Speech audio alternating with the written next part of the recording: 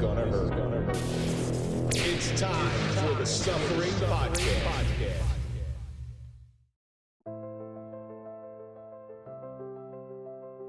It begins like striking a lantern in a cavern that has never known light. Words gather like echoes along the stone walls, walking old memories that have been sleeping in the dark for years. Each line feels less like creation and more like uncovering something that was buried long ago. Soon the silence becomes a forest thick with forgotten paths. Footsteps appear in the soil of memory, and shadows shift between branches that once hid entire chapters of life. The deeper the journey goes, the more the soul begins leaving fingerprints on every thought. By the end, it feels like lifting a weathered chest from the ocean floor of your own heart. Rusted hinges creak open, and secrets spill out like ancient coins catching the light for the first time. What emerges is not just a story, but the quiet revelation of who you have always been. I'm Kevin Donaldson, always here with Mike Felice, and welcome to the Suffering Podcast. If you're a fan of overcoming adversity and overcoming suffering, then we're for you, because that's what we do here, and that's the stories that we highlight. So do me a favor, hit that like button, subscribe to the channel, please comment, ring the bell so you can get notified of all of our new content. Now you can join. And of course, follow us on all social media so you can find out what we're up to when we're up to it. Tonight, three people that are in a room, and we usually are only on Zoom or with each other at various times. I have two people who have not only become my co-authors, but have also become my family. And tonight we're going to talk about the suffering of the new book coming out, A Life Unfolding. And I'm sitting here with Dr. Dorothy Novitskie and my friend Sherrie Allsup. Thank you both for coming. Thank you. We can talk. It's okay. I know we don't have headphones on, but it's fine. We're flying braless and underwearless. We're ready to go. But thank you both. And it's rare for us to be in the room. We've only been in the same room once before, but we've come out with this amazing manuscript somehow, and we're going to talk about it tonight. Before we get into anything, let's throw a big shout out to our marquee sponsor. That's Toyota of Hackensack. We don't trust anybody as police, and we certainly don't trust anybody as podcasters, but we do trust the guys over at Toyota Hackensack. So if you're looking for a car, go to toyotahackensack.com and let them find you a car. Then go to the Suffering Podcast, get yourself some Dented Ace coffee. 100% of the proceeds go to Dented Development Project to help repair dents caused by suffering in first responders, veterans, and their families. And it's a great cup of coffee. I had mine on the way in. So, ladies, here we go. All right. Social media question. Lay it on us. All right, here we go. So if you could have a billboard that says anything you want, what would it say? And this comes from Sling Fade. Dr. Novitskie, I want you to lead this one off. Am I allowed to promote myself, or what is this? Would you have a message? Do you want to put your name in lights? It's up to you. You can the term anything you want means anything you want. I want. Mm-hmm. There is something that I would promote other than our labor of love. I think I would want people just to live like their true lives, right? So something along those lines, that whatever's holding you back, just do it. Almost like Nike. Boy, that is a big ask, because you got to realize in the advent of social media, nobody lives their authentic life. Everybody lives their Facebook lifestyle. Yeah. 100%, yeah. So, Sherrie, what do you think? What would be on your billboard? My first thought was Sherrie loves Gary, but that's It's like John Deere Green. Like Sally, S.A. Hearts G.A.? when Harry met Sally kind of thing. That's cute. I think it would be hope always, because that's just my life mantra. It would be there's always hope. You know, there's a big part of me, and you know my friends, I would put something wildly inappropriate up there. I mean, a BOD? Wildly inappropriate. The bag of dicks might go up there, and it would be these two people love bags of dicks. Get yours at BOD.com. BOD.com. But then there's another part of me, and it would have to be something that, I'm picturing a billboard as you're driving on one of the major highways, and it just sort of grabs you, and as you're driving in your car alone and you got time to think about stuff, that something that's going to grab them and just make them ruminate over the question over and over and over again. And, I would love to put on there, not today, because it is a mantra that I say. I would love to put on there, just take one more step, all these different things that I say. But I think the main thing I would say is you matter. Because every person in their car, that's the time where most people do their thinking these days. That's a really good one. You know, you matter because they definitely matter to me, even though I don't know them. And I think every person on earth does matter. I know that sounds pie in the sky and all that stuff. It sounds like something would come out of Dr. Novitsky's mouth. Not this I just think I'm rude, rubbing off on him a little bit. this yeah. rude, crude person that you see in front of me. But how many people are driving in their cars out of the hundreds of cars that we see in New Jersey every single day, and they're dealing with something? They're dealing with something internal that they can't tell, but there's that internal voice that they have the moments alone, and they're going through it, and they're going through every scenario and why it's so difficult and why it's so hard. Because if they realize that they matter and they stick with it just a little bit longer, that there's a possibility that that pain will end. You know, that's the acronym HOPE. Okay, to bring it back to you, hold on, pain ends. Yes, it does. And you can only hang on long enough to see the pain end if you realize that you matter. So that's my answer. That's a good one. So I would give my billboard up to you. well, you can always put your OnlyFans account up there. Yes, I could. So Sling Fade, thank you so much for sending that one in. Keep sending in your questions, and we will try to get them on the air. So how the hell did we get here? That is what I would like to know. How did this happen? Why is somebody like Dr. Novinsky hanging around people like us? Do you understand? We're like mice in a maze to her.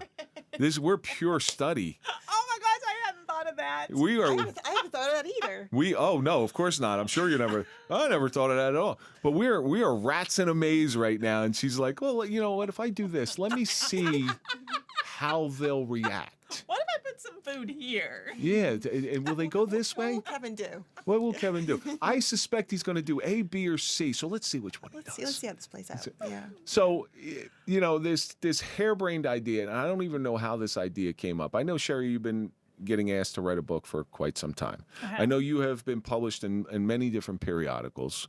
And, you know, And you're an author. I am, but, you know, listen, writing a book is the easy part. That is That's the what he easy, said. but that's the easy part. You're about to see that. That's the part of it. But how did this idea come up?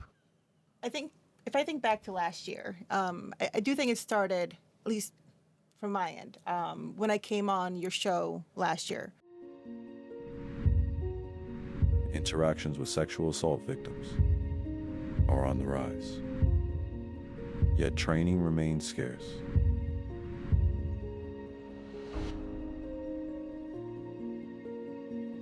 Every day, someone finds the courage to say the words they've been holding in for years.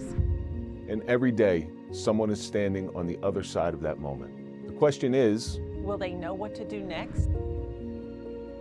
trauma doesn't come with instructions. It doesn't look like the way we expect. It doesn't respond to force.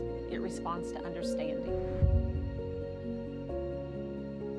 Sherrie Allsup, survivor turned global trauma expert. Kevin Donaldson, retired law enforcement leader and advocate for real change. Together, we bridge a gap most people never see. We train officers. We educate communities. We change how first responders listen, question, and lead. Because the first response can shape a lifetime. This isn't a theory. This is lived experience meeting leadership. And when compassion replaces confusion, healing begins. Sherrie Allsup and Kevin Donaldson, changing the way we respond so survivors are heard. 236, 235, something like that. Yeah, something like that.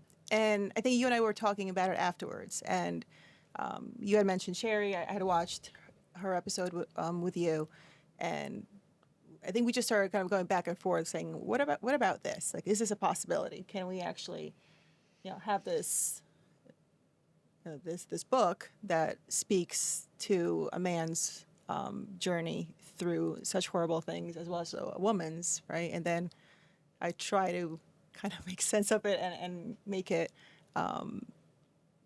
So people can actually understand what you're going through. Well, what you got to understand about me is I am an idea man, right? I come up with these ideas, but unlike most people in the world, when I come up with an idea, I'm already halfway there. Mm-hmm. Like I'll just do it. I don't think of something and sit on it for forever. I'll just, okay, let's go step 1, 2, 3. Now, Sherrie, Well, I think about things for a long time. you had some trepidation about this. well, I'm not very smart. And you're an author already with a couple of books. She's brilliant. And what do you want me to say? I have no special powers in the world. None. And I think it's also how you define smart, Sherrie. True. I think you, having heard you speak before, I think you very much attribute smart to education. I do. Like yes. movie trivia. You're not very smart. I'm not either, but I'm also from Poland, so it's fine. But try me on songs or But music. 'Cause I'm songs, good. songs and music. Next time we go out traveling, you and I are going to sit there and we'll go through 60s, 70s, 80s, and 90s, and then I'm done. And Kevin's greatest hits. I can name that Kevin's song in Grace. 3 notes. That's what I do. Name that too. Because when I was soon, I can name that too. when I was younger, all we used to do was listen to the radio and then name out whoever can name the song fastest. That's what I did. But you know what's in you that thinks that you're incapable of doing this? I'm very interested. Well, I don't know where a comma goes. I don't know what a run-on sentence is. I don't know these things. I'm not book educated. I can tell a story, but people don't stop me and say, "Hey, you should take a breath there," or because I'm just one big run-on sentence from the time I start till the time I finish. And I wasn't sure how to make it make sense because there's so much. I mean, which of the 1,000 horrific things in my brain do I pull out to talk about? And then how do I leave the audience not defeated? Because that's certainly, I would not want to leave someone defeated. And how do I make it worth, if someone is going to take their time to read something I wrote, I mean, that's a really big deal. Time's the only thing you can't work to get more. You can't buy it. I mean, when you use it, it's gone. So those were the things I worried about. How am I going to hold a reader? How do I not come off as harsh? How do I not make it X-rated? How do I not offend someone? Those are all the things.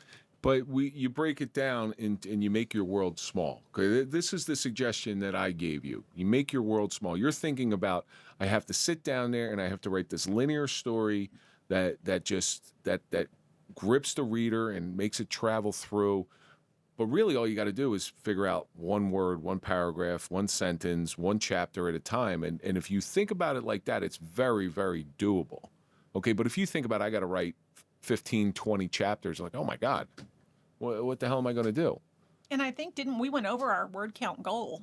Our word count goal, just so everybody knows, was about 75 to 80,000 words. That would make a roughly 200-page book.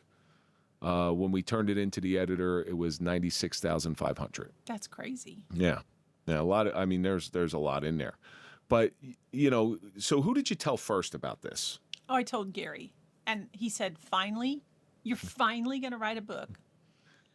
And he said, I need to buy Kevin a beer because he finally got you to write your book."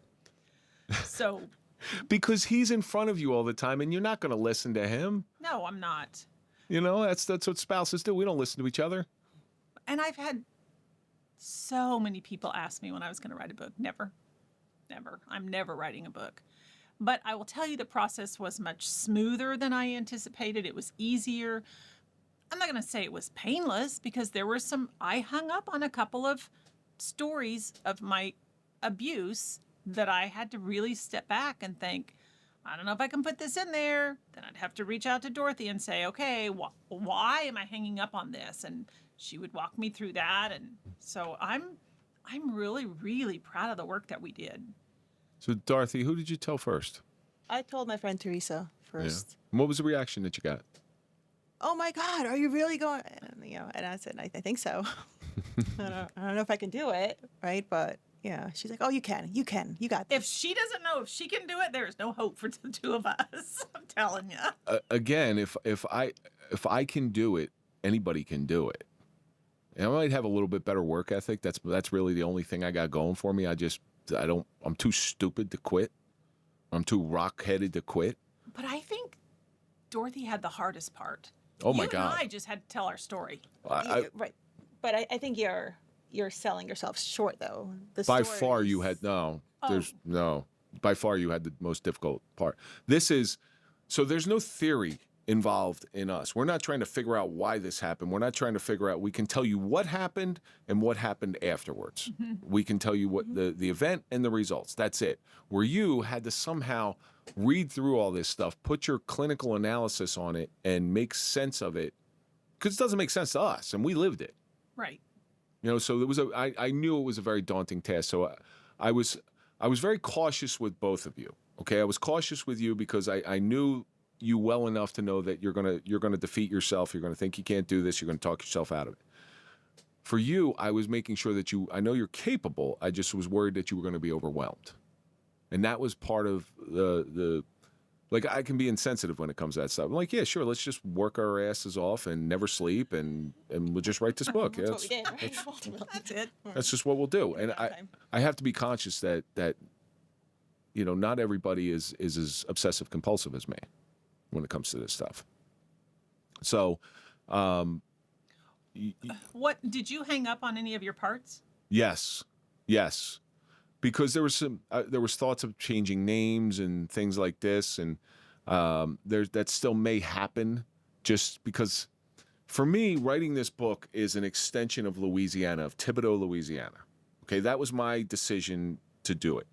I knew the freedom that I felt when I stepped up there in front of that classroom the first time and telling that stuff. And this was an extension of it in a much more controlled manner. Because when you're up on stage and when you're talking about this stuff, you're just going, right? You're not thinking of an outline. You're not, the points that you got to hit, but you're not thinking about that stuff. Where this is a much more controlled situation where I can actually talk about the things I want to talk about. I can add, I can subtract. When you say it up in front of a stage, that's it. That's it. So what were your fears when you were approached with this stuff? That I would let you guys down. And there were a couple of times that I said to Gary, I'm gonna bow out because I know what they have is very good, You tried. and I'm gonna bow out and just let them go on, and maybe I'll catch them the next time. And he said, I would encourage you to really think about that, because I think you are a vital part to that. And I said, yeah, but I don't want to, I'm not going to be the Debbie Downer in the group. And so there was certainly that I couldn't, that I didn't have the capability to hold up my part of the book the same way that you guys were holding up your part. What were your fears, Dorothy? I wasn't sure what I could contribute to it. Oh my gosh, girlfriend. Well, from my perspective, the two of you are the storytellers, right? You're the ones that are sharing of yourselves. I really felt like anybody can step into my role and do what I did. Oh. Anybody? I disagree. Well, anybody in my field, right? So I remember the first time I found out what you did, and we went over this a little bit in your episode. I never knew, because I coached Dorothy's son in football, and that's how we first met. The kids, like 10 years ago. Yeah, it was a long time ago, and she was just a mom. That's all she was, And then I think it was our kids were in 8th grade AAU basketball, yeah. And I found out what she did, and I'm like, oh. Okay. I better clean my act up. Oh, no, it wasn't that. I was like, wow, that's some dark shit. I want to find out about that stuff. And it's not that a book came to my mind there, but it was your job is like, I want to know about it. I want to know about what you do, how you do it. Like, how do you deal with all the stuff that you do? Just give our audience, tell them what you do again, first of all. As far as my profession, I consider myself to be a clinical and forensic psychologist. The populations that I treat are the sex offending populations, and those men, generally men. There's outpatient. It could be within the state prison system, and it can be the civilly committed individuals. I also treat victims of sexual abuse, and then I have a specialty in trauma and pain psychology, and I just my downtime took on police psychology as well. But how do you manage that? So that's a tough thing to manage. So you're going from one end of the spectrum, who are the offenders, to the other end, who are the victims. Is it a switch that you turn on and off? honestly, in all the work that I do, regardless of what umbrella, under where I'm under the umbrella, the patient falls under, I think it's just approaching a person as a person, right? That it's not, I'm not walking into a prison. I'm not walking into a civil commitment facility with the preconceived notion that this person is, is a monster. This person is, I'm going to hate this person. Like I've talked to you a couple times when I was going into someplace, and you're like, "Oh my God, where are you going?" And I'm like, "It's fine. I have to go in." They know I'm going in to help, right? That I'm their only hope for release. So it's treating the person as a person, meeting them there, and the same thing goes with somebody who's been a victim, right? Well- That it's, I'm not going in like saying, "Oh, I'm so sorry about everything you've been through," right? Let me hear your story, right? And then I can meet them where they're at. I have read the entire book, and I've especially read your first chapter. And the first chapter, brutal. first part that you write is, whoa. How do you, somebody like this, and I don't want to ruin it, but it's a very, very horrible act. Very dark. Dark. How do you reconcile that inside of your brain to know that you have a job to do? You professionally, you have a job to do there. It's got to be one of the most difficult things ever. I don't know how you navigate those waters. I really think it's just what I was saying before, that it's going in and hearing what the person's saying, and it's But that guy's a monster. That guy who did that is a monster. right. Not somebody I would want around my kids, right? Not somebody I would get as a babysitter. But at the same time, it's okay. What is going on with this person, right? There's something that draws an adult male, in this case, to assault an infant, right? I mean, that's what it comes down to. Are you And it's- interested in the why? Or does the why not matter? The why matters only as far as can it be treated, right? That it's in my line of work, it's already been, they're already guilty, right? They already served their sentence. They're already still committed, right? So the state has determined them to be too dangerous for release. So if I go in, it comes down to whatever treatment they've been through, whatever work they've done, hasn't been enough to mitigate their risk, right? To make them safe enough for release. And that's what I'm assessing, right? So again, it's not so much about labeling them diagnostically, whether it's a pedophilia, whether it's something else. It's more of where are they now as far as safety goes, as far as risk is concerned. And again, can this person go out into the community? But you have the burden of knowledge. Okay, you have the burden of knowledge by treating the other side. People like Sherrie and I. You know the harmful effects, you know the repercussions, you know the aftershocks of all these bad events. Right. For you to remain impartial is you either have some sort of incredible superpower, superhuman ability in order to detach, in order to meet them where they're at, like you were saying, or you, like Sherrie said, there's got to be some, like I'm fascinated to hear what when I was reading your sections of the book, I was fascinated by just hearing what your take was on it. Okay, this person was because of this, and even Sherrie and our when you did the clinical analysis on our chapters, it told me so much. Oh, I learned an incredible amount. Yeah. My question, though, would it have been better, worse, or no different when you were doing your part of the book that Kevin and I personally? Did that hinder you, help you, make a difference? That's a really good question. And it's hard to really answer, right? Because I had met you in person, and I had known Kevin for some time. So the kind of the emotional connection, if you will, right, that was already there. I had to put that aside ultimately, right? That I had to treat it, I guess similar to my clients, right, as what's in front of me. And there were times where I had to put the book aside, right? I had to put the manuscript aside and just, take a breath, go back to the next day, because, I could envision you doing your part of the class, right? Or your part of the class. And I could see your facial expressions as you're talking about some of these events. So I had to put it aside and then go back to it with a clear mind. It's hard to say what it would have been like had I not known you. I think knowing both of you actually probably was beneficial. Well, you because- sat in on one of our classes at New York State Attorney General's office, and it was very purposeful because we had started speaking about the book, and that was in September of 2025, and I think we had started writing a little bit at that point. But it was important for you to hear our stories because, again, it's not like I go all around my town going, "Hey, listen to what happened to me." A lot of times when we speak to people, they're faceless to me because I don't know them. I'm meeting them for the first time. It's not people that I know. I don't think I could do this at the community center in my hometown, because too many people know me there. So for you to understand what our backstories was, I thought it was imperative that you come out and hear us. That was the perfect occasion to do so. Was there any surprises in there? I think more so hearing your story, Kim, just because I had known you for some I was gonna time. ask you that.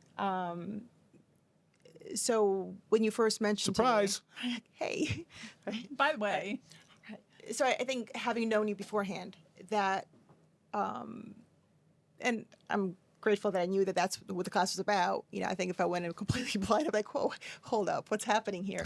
But other than that, yeah, it's once you know a person, then it's a different experience than if it's somebody I'm evaluating, right? That there's a personal connection, there's an emotional connection. So, it was the first time I met Sherrie, so there was really the whole thing was a surprise because I didn't know her, right? But I think it was a little different for me between the two of you because of the friendship I already had with you versus just developing one with Sherrie at that time. were you shocked when Kevin told you about his abuse?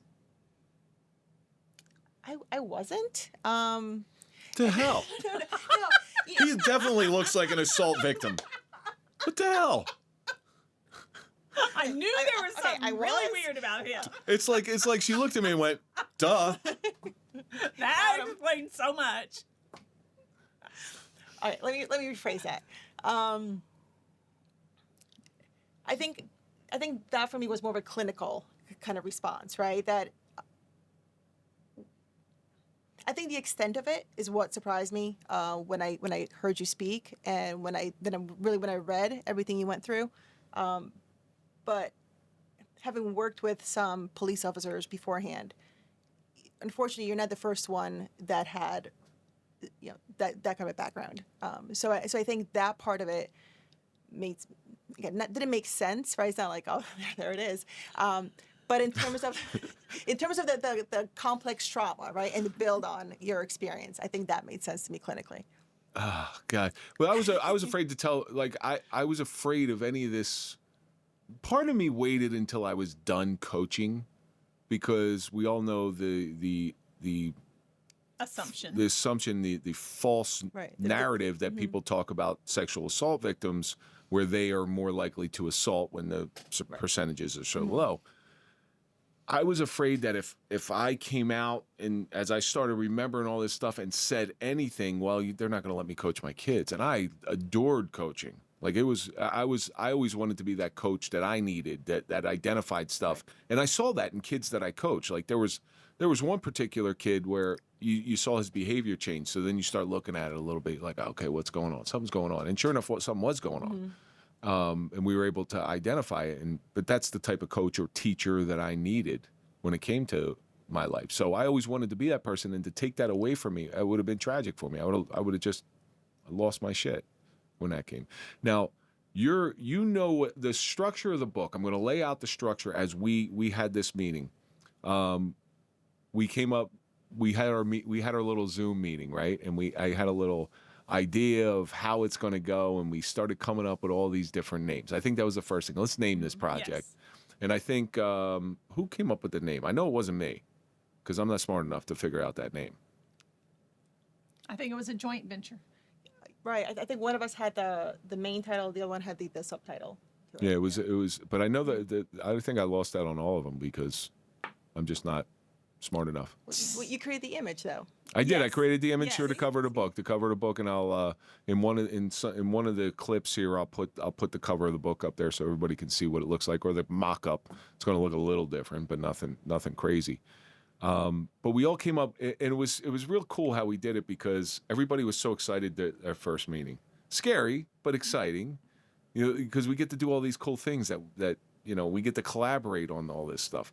Sherrie, my question for you is, so the structure of the book, which was you're going to write your chapter, Dr. Novitskie is going to clinically analyze it. Now, was there any fear in that knowing that you were going to be analyzed for this stuff this story? No, in fact, quite the opposite. I was hoping for clarification and a better understanding of why I do the things I do, and what the result of certain episodes, that's not the right word, certain segments of my life, certain events that are very, very traumatic to me, and what the fallout from that is. And I was also very curious because in my book, I wanted there to be a chapter about Gary, and because I needed to transition from my children's father, and that did not survive my mental health, to Gary. So I wrote about him, and I was real curious to read that. He's very educated, brilliant, stable man. Horrible. What in the world? Horrible. What's he doing with a girl like that? So I was very anxious. Like when I finally got it, I thought, oh my gosh, I want to read about this, and I want to, either she's going to say she's just batshit crazy and none of this has anything to do with her abuse, or she's gonna peel back, pull the curtain back, and I'm gonna see the results of. I was afraid it was going to be something like this. You got a lot of friggin' work to do. That's on it. I know I'm making a joke out of it, but that was a serious fear of mine where I'm going to read it and I'm going to go, ooh. The battles we fight are hard and taxing on the soul. Fighting a battle that seems impossible to win. The stressful calls that give us wounds that cannot be seen. These moments leave scars. They leave dents. Sometimes we just need to sit and talk over coffee.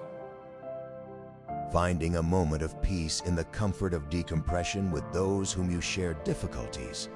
Sharing moments with those who are the only ones who understand. Our peace comes in the quiet moments we can share with our brothers and sisters. It's just a moment to sit, listen, and let it out. We may be dented, but we are not broken. The Suffering Podcast. Dented Ace Coffee was created to bring the peace to the protectors. Dented Ace Coffee is a tribute to my brother Mike Falaise and all the others who couldn't find their peace. 100% of the proceeds will go directly to Dented Development Project so that we can begin to repair the dents caused by suffering in veterans, first responders, and their families. The Suffering Podcast's Dented Ace Coffee. Get yours today by visiting thesufferingpodcast.com. We're going to be professional. We're gonna do that. No more, nothing personal. But that was my biggest fear for that stuff. And on some level too, I wanted to make sure that you were both okay with your writing, but I also wanted to deliver something that is worthy of being in this book. There was pressure, because when we started writing, did you both feel the pressure? Because I did. Oh yeah. I started writing so many times, and so many things that you guys never even saw. It just never made it. It's for your next book, right? That's right. For your with next my other book. friends, yeah. But so there was. Not allowed to have other friends. So the coolest thing though is as the more I wrote, the more I wanted to write, and the better I felt that I was writing as it was going on, because it was like a creative switch got flipped inside of me where I was able to.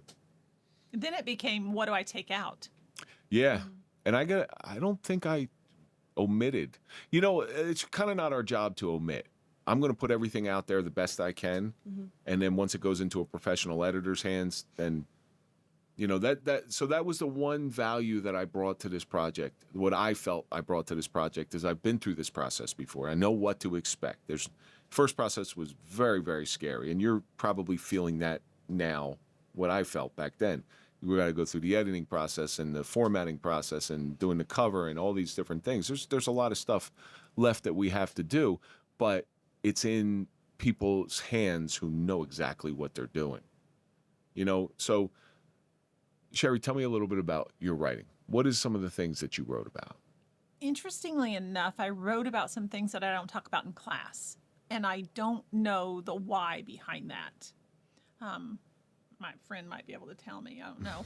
I don't know why I felt the need. I don't know if it was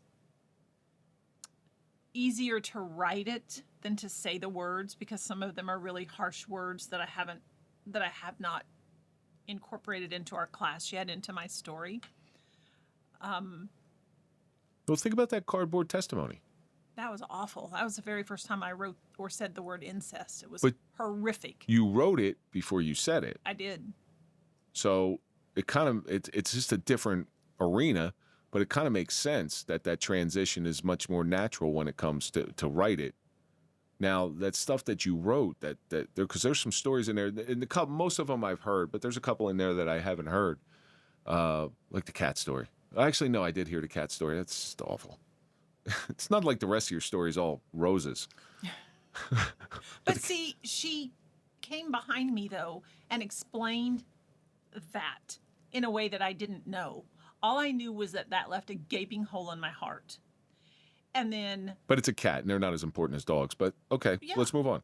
And so she explained that, and connection, and bonding with something, and that was a bond for me. And I hadn't thought of it in those terms. So that was so beneficial to me, the way that you took that and said, Sherrie did this, or Sherrie doesn't have that, and so this is why. And those were the things that were so incredibly helpful. Personally, to me, it was like my own little mini therapy session. And Yeah, so, I think we owe her a copay. we probably do. We owe her a copay. I'm more a fee for service, so. Okay, well, I have good insurance. I'll just run it through insurance. No insurance. I can pay you in July. I get Medicare then. But you're looking at these chapters, right? And there's some heavy duty stuff in there. Mm-hmm. Were any of the chapters like, what the hell do I do with this stuff? Or like the cat. That doesn't fit anywhere. So I don't know if I had any moments of what the hell do I do with this stuff, as much as there were chapters in both of your sections, or sections of both your chapters, where the detail in which you described your experiences, right, especially using kind of the senses of the trauma versus, play by play of what happened. I think that for me, I could feel that, right? So I think for me, that was a very visceral kind of response to reading, and those are the ones I had to step away from. But do we want that for our reader? I think that's important, right? It's because it's not so much shock value, right? It's not like if you're reading, I don't know, graphic, sexual violence kind of novels that some people apparently read. This is more of let me share with you what I felt, right? What I experienced, and also explaining the trauma process in terms of what happens with the brain at that time, right? Why is it that you have full recall versus for Kevin to And years, that's right? And it's still coming back in pieces. And why is that, Dr. Novitskie? It's just how the brain really took the information in when it happened, right? And sometimes things we can't deal with it right now, right? Well, It's I survival. also spent my career suppressing any type of emotion. So that's what makes sense to me, because when you're a police officer, you see something horrible, you got to shut it down because you got to go to the next call. And the one thing that I always tell is, I'll give you an example of that. So there was a kid that got locked in a toy box, 2-year-old, and he was playing hide and seek with his grandmother and his other brother. Unfortunately, the homemade toy box was airtight. He didn't make it. So when we got to him, he was like the color of that. It was bad. And then I show up, I clear that call, and I have to go to car break-in, and the woman's yelling at me because I'm late. She goes, I called a half hour ago. And there's a big part of me that said, listen, why don't you go fuck yourself? Let me tell you where I've been. Yeah, but, I shut that emotion down, and I said, sorry, man, we're just a little bit busy today. And that's what you got to do. And I did that my whole life. because even as a child, when I think back to it now with a lot more clarity in the 51-year-old brain that I have, I had to still function in life, even though all this stuff was happening at home and the physical, the sexual, and the emotional. I had to still go out and play sports. I had to go to school. I had to, hang out with my friends. I had to do all this stuff, normal stuff. So I had to put all this pain and bury it as deep as I can. So, because I don't want to let anybody else know I'm going to be made fun of. They're going to think they're going to think I'm gay. Like, seriously, that's what it is. They're going to think I'm gay. And I don't want that. No kid wants that. That always made sense to me, why I didn't remember. When I started to remember, obviously. But I'll tell you, a lot of my patients that I have, that especially my chronic pain patients, when it comes down to it, that chronic pain is coming from years of trauma, and a lot of them don't have full recall.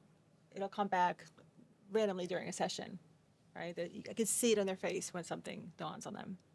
Yeah, so it's not uncommon. Throughout your writing, did you recall any new details? I had to feel some things that I hadn't ever let myself feel.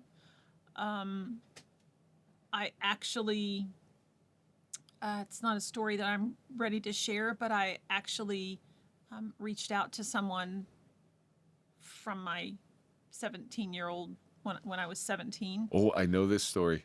And I reached out and made contact. Huge. Didn't press buttons or issues. I just needed some sort of, I don't know, not closure. That's not the right word. I didn't write about it. I will eventually start writing about that and start talking about that. So that happened, that I made that connection. It went very well. He was very kind. He didn't do anything wrong. It just was a segment of my life that's hung up somewhere in my brain. So I had to feel new things, and I don't like to do that. Just give me the same things. Let me just feel the same ones over and over. Well, that's the problem with doing something like this, right? You know you're going to awaken certain emotions. I know after every time we go out and speak, I have nightmares. I always do. Every time. I just did the thing last night. I had a nightmare last night, but I'm used to it. Like I know the game, and I'm willing to take the repercussions of whatever I do because there's value into whatever I do. There were moments, and that's what my family was most afraid of. My wife in particular, she was afraid that I'm writing this book. It's going to stir up a lot of emotions, and it's going to make me a monster. And sometimes it did. And she's legit with that. Yeah, sometimes it did. It's kind of like, oh, here's another thing. Will she read it? No, I don't think so. So she never was able to read my first book because... well, she lived it. Correct. She lived it, and it was reliving it for her. Well, this is something that she doesn't know most of the stuff. I cannot speak in front of her. I've tried it once, and it was horrendous because I find myself editing. When I go out and speak, I don't edit. This is what it is. You were softening it for her. Right, because I don't want to reignite that flame. But you're involved in this stuff. But you're involved in this stuff every single day. Does your family have any concerns that your name is going to be out there in print? No, it's funny when I worked at the state prison for sexual offenders. My kids were pretty young, right? So they didn't know where I worked. They knew I was a psychologist. They didn't know what that meant. They knew I talked to people all day long. They didn't know that I was running a prison, right? So, especially for that population.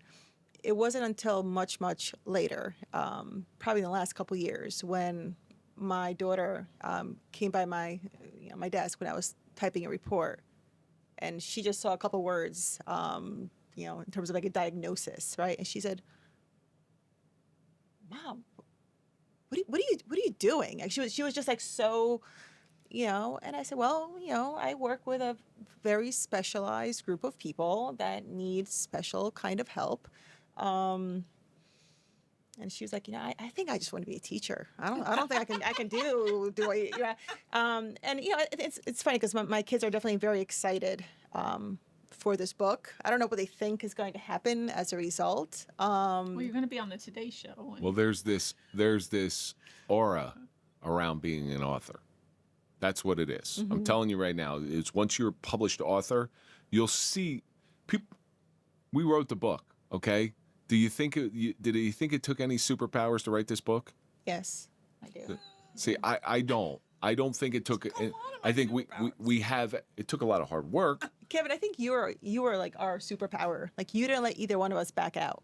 No, I think because we it both- wouldn't have worked. I You think- both are I think- linchpins in I think this. We both tried to, and you didn't let us. So give yourself credit. No, or did give I yourself manipulate both of you into thinking that you were both essential, so I wouldn't feel unessential? Oh wait, so all those nice things you've said to me, that was just It was manipulation because I didn't want you guys to say, "Well, listen, we got this one on your own, Kevin. We'll catch you up on that." Like you said, we'll catch you on the next one. yeah. Yeah, we'll get you on the next one. But no, I wouldn't let you back out because you are both essential. You're an essential part, and you're an essential part for different reasons. I couldn't, because without one of you, if one of you were to leave, the project is no more. So you're saying that I'm right, that you were our superpower and didn't let us back out. No, I think you just said that. Right? I didn't hear that come out of my You mouth at all. certainly were the encourager. Because I know it can be done. And I needed that. I do know what people are capable of. I do have that ability to know what people are capable of, and this is nothing out of your realm. I'm not asking you to, build a homemade rocket and go to the moon. Probably could have done that easier. Put that aside. We'll go with the other Next friends, time. Sherrie. Yeah. Other friends. Or try to figure out the math problem of how fast that train was going from Chicago to Illinois. I thought it was Minnesota. Well, Minnesota was just about the weather. Oh, the sunset. That was all The about the sunset. weather, or what time the sunset. That's and it's I'll math. just call It's all- my people in Minnesota. It's all math. But you have to understand that there's this aura around being an author that's going to change the way people look at you. And in my opinion, it's just writing what you know. It's there's nothing special of it. You don't need any type of special tools in order to do it. You just need some drive in order to keep going, even when you get stuck. Did either of you hit writer's block? No, I had a lot to write. I just, it sometimes just became overwhelming. So I would just stop for a week or so. And Well, now it's in the hands of and your life was in turmoil too. When my life was in turmoil at that time. And I thought, crap, I'm not going to make my deadlines. because we had set these small little micro deadlines in order to try to get, our initial thought was to try to get it into the editor's hands by April 1st. And we did it. We not only beat it, we blew it away, and it's been in his hands now for what, a week and a half. Yeah, about 2 weeks at this point. And I remember when I'm sitting there and I have the email typed out and I have the manuscript to send to the editor, who was a friend of mine, and I'm like, all right, you guys are both good. We read it. I read mine on a plane going to New Mexico. I read it, half of it going there and half of it coming back, just to make sure. And I'm like, yeah, this is pretty freaking good. I'm like, you guys are both ready. Hit send. Hit send. Send it goes. Now it's in the editor's hands. Okay, now the hard work is done. Now it's business, right? So now we have to separate ourselves from the manuscript. We did our work and stuff. The first time you got a note back from our publisher. How did it? Publisher. Yeah, we have a publisher. Big shout out to Dominic Domansky from Motivation Champs. Thanks for taking us on. Yeah. Now you're getting notes on things that they want you to change. And you're learning, you learn from that first note, because we all spoke about it. What do you fight for and what do you let go? All right, so our publisher thankfully does not have experience in what we went through. Doesn't have experience in psychology, doesn't know any of these things. So he's going to read it. He's kind of like, he's not even our target audience. How does that feel when he comes back and says, hey, can we do this a different way? I really wanted both of you guys to speak, and there was crickets, and I thought, all right, I'm just going. That's probably when I thought I was going to back out the most. Really? Because I wasn't going to settle. So I thought, I'll just back out, and then I won't have to, because I'm not changing anything, and I won't have to fight. So instead of having a confrontation, I'll just step away. because I'd rather step away than have a confrontation. Well, the story the story that I told that I learned how to take that criticism came from Andrew. Okay, when we first started recording on video, my intro was 1 minute and 5 seconds. And I remember Andrew coming to me and saying one day, your intro's too long, we got to shorten it up. And I'm like, yeah, but that's kind of like a hallmark. I put all this work into it. People know us from that. That's the show. And when I was watching the show, one day I found myself fast forwarding through the intro, and I'm like, oh, okay, if I'm fast forwarding through it, everybody's fast forwarding through it. Yeah, that's not a good thing, and that's how you lose people. So I learned to look at things from a little bit of a distance. So when the editor comes at it, is he doing this to make it better, or is he doing this because he doesn't understand? Those are the questions that I ask myself. You know, if he's doing it to make it better, I'm in. If he's doing it because he doesn't understand, well, okay, let me educate him because he's ignorant of this particular subject. So there's a big difference. But the one thing I know about our publisher is he's not doing things to upset us. And even I had a phone call with him, which I told you both about, where he's like, I gotta walk on I don't want to upset anybody. I think that's the word he said. And I go, no, don't do that. Just make this the best book that you possibly can. All right, so because he's afraid of upsetting both of you. Well, It's probably because I didn't react very well. Well, one of the things, we'll tell everybody what it was. It was it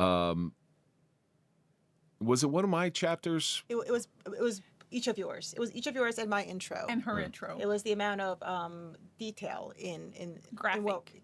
In what we had witnessed. Our detail was, because I remember what he said about my stuff. I talk about the feeling of a liquid and how warm it was and things like that. And he's like, can we word that a different way? And Dorothy, you stepped in on that one. Says, no, that's how we remember. You know, and he didn't know. So that was a part where he just didn't know. But once he was told that, he was like, oh, okay, I get it. I understand it. So there's things you fight for and there's things you don't fight for. And we happen to have a meeting on Friday, 2 days from this recording. I'm not nervous. You know, it's interesting. When I was just sitting before checking the most latest of the notes that we had gotten from him, last night he had asked me to actually change my intro because he thought it was too graphic. And I said, all right, fine. You know, I'll keep some of it, just kind of explain without going into detail. Before I came in here, the latest note was like, this reads great. Can you add more graphic detail? I'm like, oh all right. Gosh. So I think he noticed that sometimes being more detailed, as uncomfortable as it may make the reader, is actually important. Well, I remember we talked about your intro, and I said you gotta grab them. Mm-hmm. You gotta grab them. That's why I do coming attractions for the show. You gotta grab them. You got to make people interested enough in order to read the book. It's going to be a thick book, and not everybody like you know, spouses or other halves. We don't want that book to be too thick. You know, you don't want to read it. I don't know. I like thick books. And he's also worried about offending people. Yeah. And we are offensive. Yeah, we are. It's by no fault of our own. Yeah, but a lot of things in life are offensive, right? And I think if we're going to put out something which is true and some people can relate to, you're not, like you're saying on the call, you're not going to sugarcoat it, right? You're not going to make it. You said it perfectly. It's like I've spent my whole life being silent, and nobody's silencing me anymore. That's the gist of what you said, not the verbiage. And I agree with that. So, you know, like how much are you willing to sacrifice of your story in order to if it makes the book better? You know, that's the questions that we got to ask ourselves. Is there anything in there that thinking about it in those terms that you think you could change? I probably could. You know, he sent me something a couple of days ago and wanted me to incorporate something, and I thought, and now you're asking me to do sentence structure, and now we're getting into the hard things. And so I sent it to Kevin and said, I got nothing. I don't even know how to pull this apart and insert in there what he wanted in there. And so he was able to say, okay, well, how do you feel about this? And so that's very helpful because I looked at it and thought, I'm out, got nothing. So those things are now those are hard now. It's a complete collaboration. I've said that I wanted that from the very beginning. You know, it's majority rule, whatever it is. Yeah. I don't want to win every time. You know, I am right every time, but I don't want to win every time. Sure you are. Now, we're projecting 120 days until we have that book in our hand.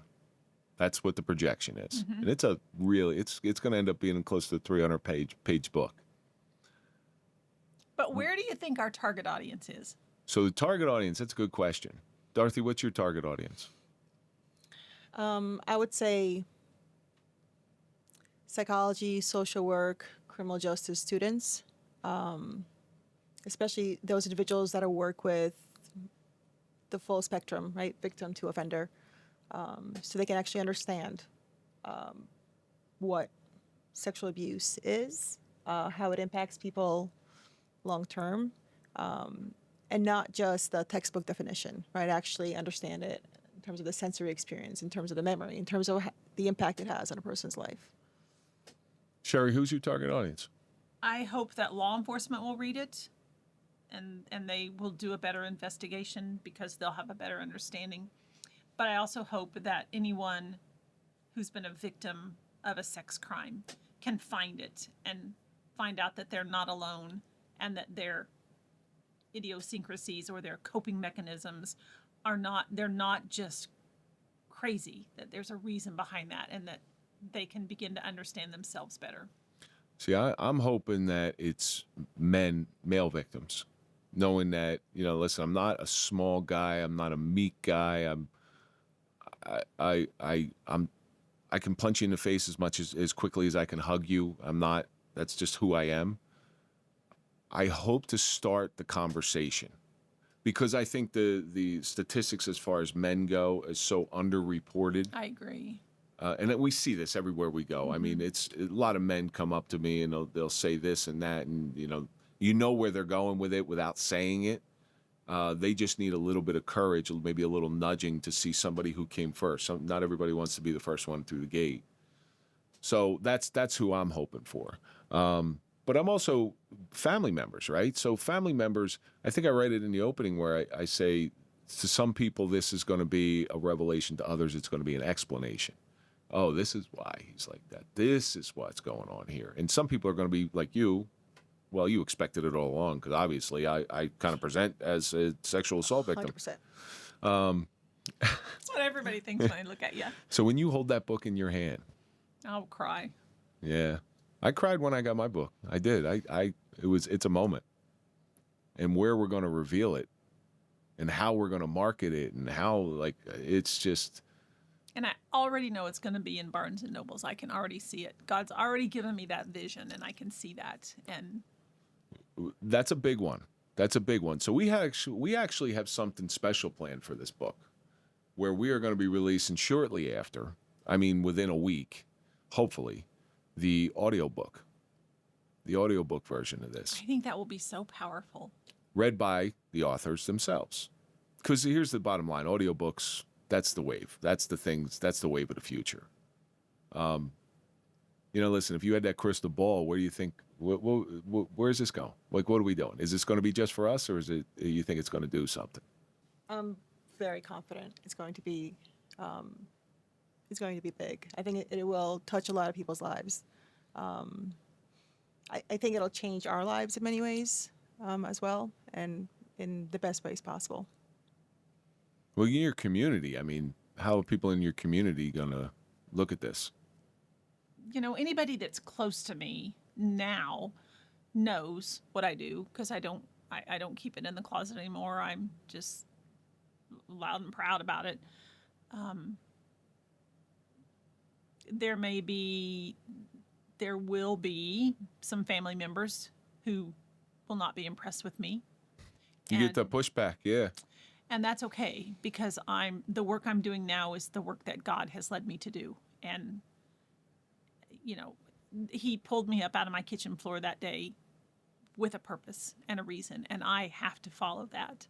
So if I make people hacked off in the process, that doesn't change my truth. They didn't care that you went through this awfulness. They, that uncomfortableness is not good, but their uncomfortableness at reading what you experienced is going to be uncomfortable for them. And I don't know how many will actually read it. And I don't know that my kids will read it. Well, we all have kids in here, okay? Would you want your kids reading this? I'm going to say no. I let them read my forewords. Oh, you did say my kids haven't even read my first book, so I won't really allow them. They know it's there, but I can't. Would you let your kids read this? I would. And I think it's more just for education purposes. So the next time your son comes over to my house to hang out with my son, it's gonna be, Mom, you come get me because I don't want Mr. Donaldson to drive me home. I'm uncomfortable. I'm uncomfortable. I read the book. It's all right. He'll drive himself home. It's fine. No, I really think it's just for them to understand, right? That unfortunately, as life goes on for them, they will meet plenty of people that were victims. I feel blessed that my children had, as much of a shelter life from that as possible. But at the same time, again, life is not always kind, right? It's offensive. And I think they should, maybe not right now. Maybe my son can. My daughter's still a little bit too young. But I think it'll help them be better people. And between the two of you guys, you have 3 sons. The odds are they will marry someone with a trauma background. Yeah. So knowing that you can get your way out, you can work your way out of that, and how to navigate those waters. But also knowing how to be a partner to a person who had that experience, right? So somebody who is having nightmares, somebody who is responding to certain smells, right? Okay, I understand that it's not me causing that, right? Mm-hmm. There's other things happening, and how to have that conversation. Because I think most people don't know how to. I'm hoping that it gives not only me, but it gives other survivors in their orbit. We all know people who have been abused. I think everybody knows somebody who's been abused. Give them some grace, because this is some awful stuff that we went through. So we're coming to the end of this thing. So Dr. Novitskie, where can our audience find you? Probably, hopefully, taking a nap somewhere. I'm pretty tired, Kenny. Running your Uber. So I'm driving an Uber in my downtime. My website is just novitskiepsych.com, or Instagram, Dr. Dorothy Novitskie. Sherrie? Instagram is the Sherrie Allsup, and my website is sherrieallsup.com. Find out where I'm going and where I've been. And we can certainly find more information as it comes out on A Life Unfolding if you go on alifeunfoldingbook.com, and it's linked to all of our websites. Real Kevin Donaldson, it's in there. I know it's at Novitskie Psych. I know it's at sherrieallsup.com. The link is going to be in there. Check it out. Take a look at it. Make sure because it's going to start ramping up. Like, stuff is going to start getting real and very, very quickly. So we are coming to the end of this thing here. End every show the same way. We just wrote a very lengthy book with a lot of deep, dark, but healing things in there, courtesy of Dr. Novitskie. Absolutely. And there was some suffering. There were some moments in there. But we all got through it. So what do you think your suffering has taught you? So, Sherrie, I'm going to lead this one off with you. It's taught me that I can survive anything. That's the truth. Dr. Novitskie? For me, it was that some days, some moments can be really hard. And we can feel like it's not worth, to keep on going. But try again tomorrow, right? If the sun will hopefully rise again, right? And then hopefully some of that will pass. See, I think it's that willingness to not quit, no matter what if you feel driven to do something, if you quit, you will never reap the benefits. Right? So that's going to do it for this episode. And I thank you both very much for coming in. It's always a pleasure to have, and listen, we're going to be spending a lot of time, the three of us together. We're probably going to be on a world tour. We might be.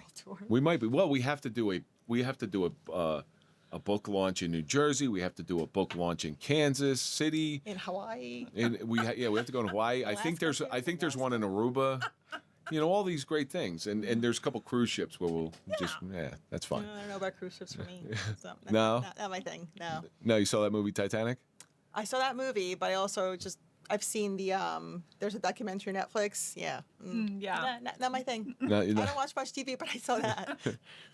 Well, thank you both for coming in. I appreciate it. And I'm looking forward to this to be over and then for us to just start promoting the hell out Hold of it in our hands. Yeah. And that's going to do it for this episode.